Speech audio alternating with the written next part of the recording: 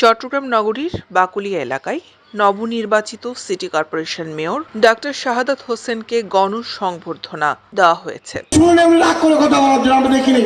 গতকাল শনিবার সন্ধ্যায় চকবাজার থানাধীন ১৭ নং পশ্চিম বাকুলিয়া ডিসি রোড চাঁদ মিয়া লেন এলাকায় আহমেদুর রহমান স্মৃতি সংসদের উদ্যোগে এই গণসংবর্ধনা ও আলোচনা সভার আয়োজন করা হয়।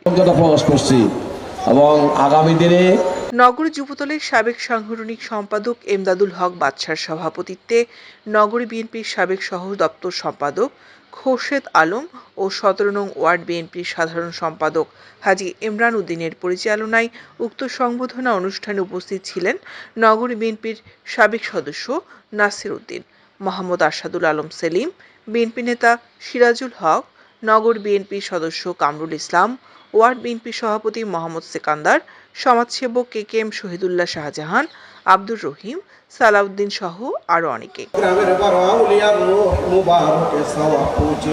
দৈনিক আজাদী নিউজ ডেস্ক।